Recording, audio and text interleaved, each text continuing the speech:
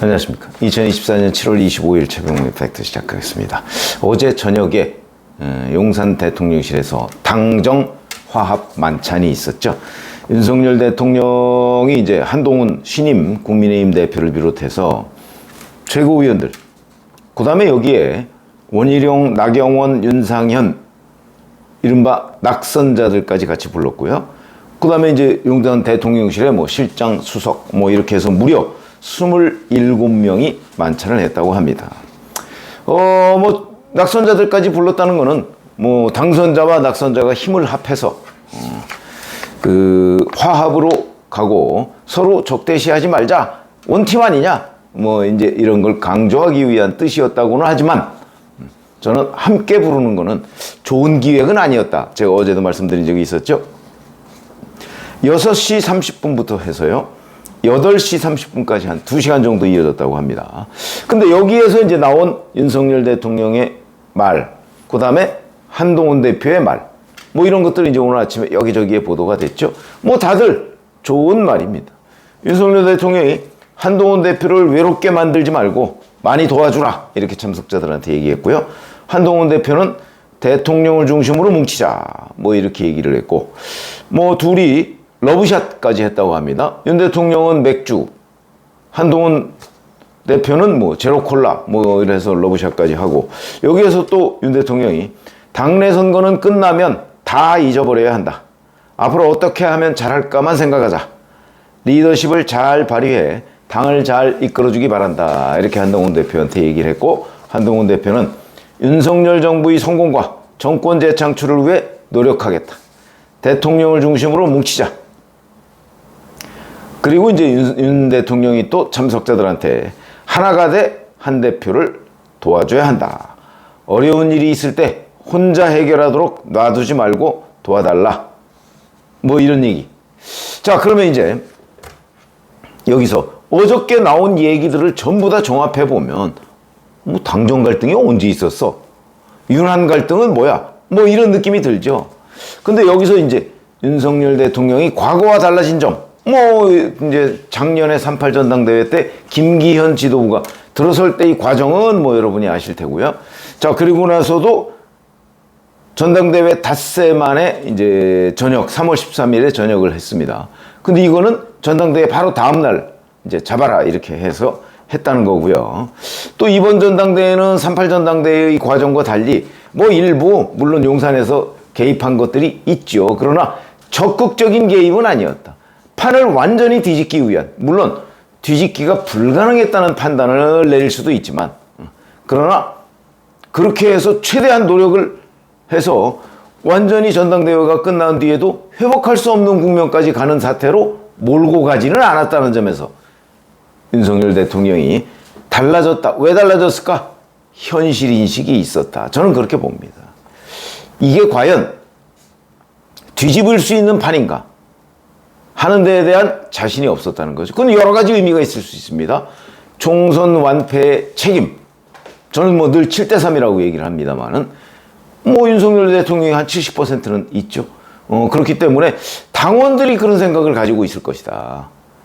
그러니까 그 당원들을 상대로 총선 참패의 모든 책임을 한동훈 대표한테 뒤집어 씌워서 뽑지 마라, 이렇게 해봤자 당원들이 듣지 않는다. 아마 이런 인식이 저는 있을 거라고 봅니다. 총선 때는 우리가 그래도 이길 수 있다, 뭐 이런 생각을 아마 윤석열 대통령과 뭐 주변에서 한 것으로 보입니다. 그러니까 저렇게 뭐 예를 들어서 김건희 여사 문제나 뭐 해병대원 특검 문제나 뭐 이런 것들 전혀 양보 없이 그냥 밀고 나갔죠. 근데 총선이 끝나 보니까 그게 아니네. 아마 상당히 그 자각하는 바가 좀 있었을 것이라고 보고요. 그런 것들이 다 현실 인식을 해나가는 과정이고, 함성득 고려대 전 교수, 뭐 지금 경기대 교수죠. 얘기한 대로 야당과의 뭐 협치, 연정, 그런 생각을 아마 조금은 했던 것으로 보이는데, 그게 또 얼마나 황당한 얘기냐, 불가능한 얘기냐 하는 것도 저는 자각을 했을 거라고 봅니다. 뭐 한번 타진을 해본 거 아닙니까? 저 같으면 타진도 안 하죠. 왜냐하면 보나마나 뻔한 거기 때문에 아예 그런 것들은 가정에도 넣으면 되지 않습니다. 그거는 정치의 ABC이기 때문에. 그런 점에서 본다면 저는 상당한 정도로 현실, 우리가 처한, 그러니까 용산 대통령실과 국민의힘이 처한 현실이 우리가 마음대로 타개할 수 있는 상황이 아니다. 그러면 지금 한동훈 체제 이걸 과연 무너뜨릴 수 있느냐? 저는 이미 그것도 불가능하다고 판단을 한 것으로 취재를 했습니다. 무슨 얘기냐면 김옥균 프로젝트 그러려면 선출직 최고위원과 청년 최고위원까지 합쳐서 5명 중에 4명이 사퇴를 해야 되거든요. 불가능이죠. 뭐 완벽한 친한계, 그 다음에 조금은 어정쩡하지만 친한계 3명 아닙니까? 완벽한 친한계 장동혁, 진종호, 어정쩡하지만 친한계, 언론에서는 뭐 친윤계로 분류하더군요. 김재원 전 의원, 김재원 최고위원, 뭐 이렇게 되면 불가능합니다. 아마 김민 전 의원 같은 경우도 윤석열 대통령이 한동훈 체제를 무너뜨려야 하니까 사퇴하시오, 안 들을 거려. 그게 현실입니다. 그런 점에서 본다면 그거 안 되죠. 윤리위원회를 통한 징계, 먼저 이제 이준석 모델입니다. 그때는 이준석 대표가 성상납이라는, 뭐 완벽하게 확인된 건 아니지만 그걸 충분히 의심할 만한 정황이, 당원들이 의심할 만한 정황이 있었습니다. 뭐 그건 사실이죠. 측근을 통해서 뭐 입막음을 시도하려는 움직임, 뭐 이런 것까지 다 드러났으니까. 그러나 완전히 확인된 건 아니죠. 그리고 그 문제로 뭐 경찰에 수사 의뢰를 해놨고, 그때 뭐 거의 수사가 끝나갈 무렵이고, 뭐 최근에 이제 검찰로 간 지는 벌써 꽤 됐죠. 아마 1년이 넘었을 거요. 검찰에서 그냥 붙들고 있습니다. 글쎄, 그것도 뭐 검찰이 똑 떨어지지 않으니까 그러는 거 아닐까요? 자, 그러나 지금 한동훈 신임 대표 딱히 뭐 징계 사유가 뭐가 있죠? 야당에서 얘기하는 한동훈 특검법 그 내용들, 그게 과연 징계 사유로 삼을 만큼 이렇게 가시적인 뭔가 실체가 있나요? 저는 없다고 봅니다. 댓글팀? 글쎄, 그것도 장해찬 전 최고위원이 뭐 문제 제기를 하고 뭐 그랬는데, 그것도 뭐 그렇게 과거의 드루킹 사건처럼 우리가 이건 정말 수사해봐야 돼, 그 정도는 아니지 않는가. 어쨌든 그런 걸 빌미로 윤리위원회를 열어서 대표된 지 얼마 되지도 않는 그 한동훈 신임 대표를 징계해서 내쫓는다. 불가능하죠. 그리고 제가 윤리위 주변을 좀 취재를 해봤는데요. 그럴 생각도 없더라고요. 윤리위원회에서 먼저 이양희 윤리위원장인가요? 그 사람처럼 뭔가 적극적으로 징계를 하려는 움직임이 없더라고요. 지금은 아예 아무런 그 부분에 관해서는 생각도 안 하고 있던데요. 그렇게 된다면 윤리위원회를 통한 뭐 한동훈 체제 붕괴도 불가능한 걸로 보인다. 적어도 당분간은. 뭐 그동안에 또 한동훈 대표가 뭐 무슨 징계를 당할 만한 무슨 사유가 생긴다면 또 모르지만, 그러면 그때는 또 새로운 국면으로 가는 거고. 어쨌든 간에 지금 현재 윤리위원회를 통한 징계도 불가능하다. 그럼 이제 방법이 없습니다. 이런 부분을 저는 윤석열 대통령이 인식한 거 아니냐. 자, 지금 이제 이른바 바깥에서 이제 국민의힘 대표 출신인 이준석 개혁신당 의원이죠. 일주일 정도 지나면 윤석열 대통령이 흔들기를 시도할 거다. 민주당에서는 이게 한 달쯤 되면 무너질 것이다. 뭐 이렇게 얘기를 하는데, 물론 현실적인 이견이 있을 수 있습니다. 자, 지금 이른바 3특검으로 이제 민주당이 한동훈을 압박한다는 거거든요. 해병대원 특검법, 그 다음에 뭐 김건희 특검법, 그 다음에 또 한동훈 특검법, 뭐 이렇게 한다는 건데, 자, 그 중에 뭐 한동훈 특검법이라는 거는 뭐 이제 용산에서 전적으로 만약에 국회에서 의결해서 올라오면 재의혹을 할 것인지 수용할 것인지, 이거는 아마 협의해서 할 겁니다. 제가 한 차례 말씀드렸죠. 아마 이관계일 거라고요. 그러니까 그때 그에 관해서는 한동훈 대표의 의견이 중요하죠. 자, 이거 역발상으로 난 떳떳하니까 내가 특검 아니라 뭘 하더라도 떳떳하니까 받읍시다. 대통령님 받읍시다 이거. 제의 요구하지 마세요. 이럴 수도 있다는. 극단적으로 생각하면. 물론 협의를 해서 하겠지만. 그러나 이제 해병대원 특검법이나 김건희 특검, 해병대원 특검법은 뭐 당내에 토론을 거치겠다고 얘기를 했습니다. 그러면 제3자 추천 특검법이라는 건 당장은 안 낸다는 얘기 아닌가요? 토론하는 시간이 필요하니까. 그동안에라도 만약에 민주당이나 이런 데에서 제3자 추천 뭐 이런 특검법을 이제 밀어붙이면 어이 뭐 한동훈 대표는 지금 우리 토론 중이다. 그러니까 충분히 좀 시간을 벌 수가 있습니다. 뭐 그렇게 해서 이제 뭐 일정 시간이 지난 뒤에 이 문제에 관해서 이제 결단을 내릴 수도 있죠.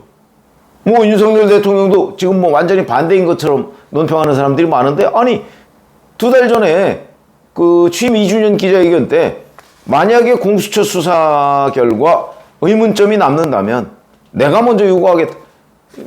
열어놓은 상태입니다. 그걸 뭐 불가능하다고 얘기할 건 아니죠. 그러니까 그 부분은 만약에 공수처에서 수사를 지금 뭐 막바지다 뭐 이렇게 얘기를 하고 있는데 막바지에서 수사 결과를 내놓으면 국면이 새로 바뀌면서 그때 가서 이제 자 제3자 추천 특검법을 할 것이냐 말 것이냐 결정할 수 있는 거죠. 저는 그때 가면 용산에서 또 현실 인식을 할 거라고 봅니다. 김건희 여사 특검법 뭐 이 부분도 이제 검찰 수사가 지금 진행 중인 거 아닙니까? 뭐 검찰 수사 끝나고 나면 야당은 더 난리일 겁니다. 그럼 이 부분도 적절히 무슨 얘기냐면 한동훈 대표가 생각하는 국민 눈높이와 용산 대통령실이 생각하는 국민 눈높이가 다를 수 있습니다. 국민 눈높이라는 건 원래 절대적인 개념은 아닙니다. 상대적인 개념이죠. 그리고 그걸 측정할 수 있는 방법은 어찌 보면 결국 여론밖에 없는 거죠. 여론이 예를 들어서 조금 불리하더라도 밀어붙여서 이거를 역전시킬 수 있는 상황이라면 가능하죠. 그러니까 제가 보기에는 이런 부분에 대한 이 견해차 있을 수 있습니다. 그런데 그럴 경우라도 지금까지의 윤석열 대통령은 그냥 밀어붙였고 대통령실의 참모들도 윤 대통령의 뜻을 받들어서 그냥 밀어붙였는데 그게 이제 안 된다는 거죠. 1차적으로 거르는 한동훈이라는 사람이 있다는 거죠. 그러니까 용산 내 뜻이 무조건 국민의힘에 이제 관철되는 사태는 아마 아닐 것이다. 국민의힘에서 한 번쯤은 제동장 브레이크를 밟아주는 역할을 저는 할 수 있을 거라고 보고요. 거기에 대해서 대통령실에서 대단히 불만이 있을 수는 있지만 그렇다고 해서 만약에 그 브레이크 없이 그대로 엑셀레이터를 밟았을 때 어떤 일이 벌어질 거냐에 대한 현실인식. 그래서 제가 자꾸 현실인식을 얘기하는 겁니다. 그때는 재표결을 해도 통과되고 진짜 상상하기조차 용산에서는 실은 탄핵도 어떻게 될지 모릅니다. 이거는 엄연한 현실입니다. 대통령이 화가 난다고 자 당과 인연 끊어 이렇게 할 수 없는 게 현실입니다. 대통령실 참모들도 마찬가지일 거고요. 그렇다면 결국 당과 싫더라도 얘기를 할 수밖에 없는 거죠. 당은 또 어떻습니까? 우리가 생각할 땐 국민 눈높이가 이거 아닌데 근데 용산에서는 여전히 뭐 잘못 생각하고 있어. 자 그러면 밀어붙여 우리 생각대로.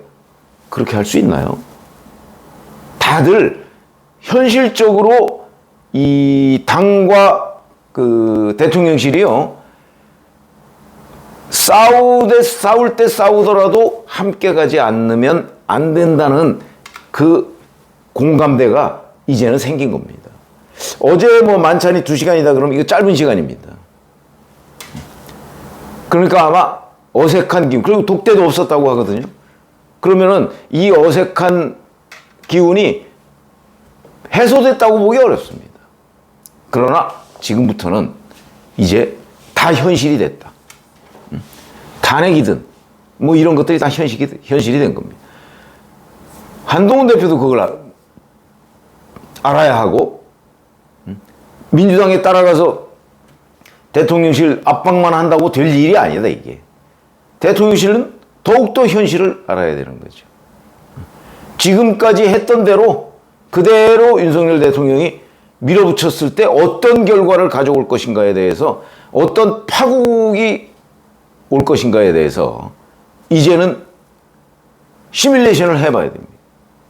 저는 그런 결과로 어제 만찬이 있었다고 보고요. 어제 만찬은 당정 원팀의 그냥 시작에 불과하죠.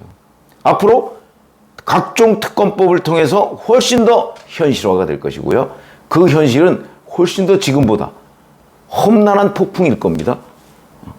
저는 그거를 대통령실이 조금씩 알아가고 있는 과정이라고 보고 결국은 알 수밖에 없다, 이렇게 판단을 하기 때문에 뭐 이준석 대표나 뭐 또는 뭐 야당에서 얘기하듯이 뭐 일주일 한 달 뒤에는 뭐 어쩌고, 물론 울뚝불뚝하는 여러 가지의 그 상황들이 벌어질 수는 있지만 그 결과는 그렇게 금방 야당이나 개혁신당의 기대를 충족시킬 정도가 되지 못할 것이다.